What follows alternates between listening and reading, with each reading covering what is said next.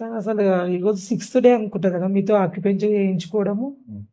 అమ్మో! అసలు 1 month back అయితే అసలు నీ పెయిన్‌తోనే చాలా బాధపడ్డా. ఇంట్లో ఉండి అసలు నేను కూర్చొని లేవడానికి ఒక సపోర్ట్ కావాల్సొచ్చేది. ఏమైతదిలే అని కొంచెం లైట్ తీసుకున్నా గానీ నెక్స్ట్ పెయిన్ బాగా ఎక్కువైపోయింది. మీ దగ్గరికొస్తే బెటర్ అయితదని తర్వాత గుర్తుకొచ్చి డైరెక్ట్ మీ దగ్గరికొచ్చిన.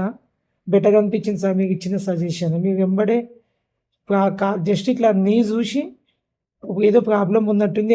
ఎంఆర్ఐకి పోయి తీయించుకోండి అని చెప్పిండు. సో, లెగ్మెంట్ ప్రాబ్లమ్ ఉండింటది అని చెప్పి మీకు జస్ట్ నాకు సజెషన్ ఇచ్చేసరికి సరే మీకు చెప్పారు కదా అని చెప్పి నేను ఎంఆర్ఐకి వెళ్ళిపోయినా.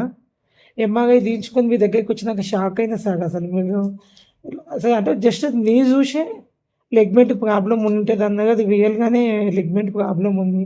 మీ సజెషన్ తీసుకొని ఎంఆర్ఐకి వెళ్ళిపోవడమే చాలా బెటర్ అయిపోయింది నాకు. అసలు తర్వాత మళ్ళీ ఆర్థోపెడిక్ డాక్టర్‌ని కూడా కలిసిన సార్. మిమ్మల్ని కాదని ఎళ్లి ఒకసారి కలిసేసొస్తే బెటర్‌గా ఉంటదేమో అని ఎళ్ళినా గానీ, అక్కడికెళ్ళిన తర్వాత కూడా సేమ్ ఇదే ప్రాబ్లమ్ మీకు చెప్పింది. మీరేమో ఎంఆర్ఐ తీయకముందు ప్రాబ్లమ్ ఉందని చెప్పిండు. సార్ వాళ్ళేమో ఎంఆర్ఐ చూసి ప్రాబ్లమ్ ఉంది. మెడిసిన్స్ వాడాలి అన్నట్టు అన్నారు. కాకపోతే నాకు ఆ మెడిసిన్స్ వాడనీకి ఇంట్రెస్ట్ లేక నేచురల్‌గా తగ్గించుకుందామని మీ దగ్గరికి వచ్చిన. వచ్చిన ఒక సిక్స్త్ డేలోనే కొంచెం నాకైతే రికవరీ కనిపిస్తుంది సార్. ఎట్లా అంటే అప్పుడు కింద కూర్చొని ఒక సపోర్ట్‌తో లేచేదాన్ని.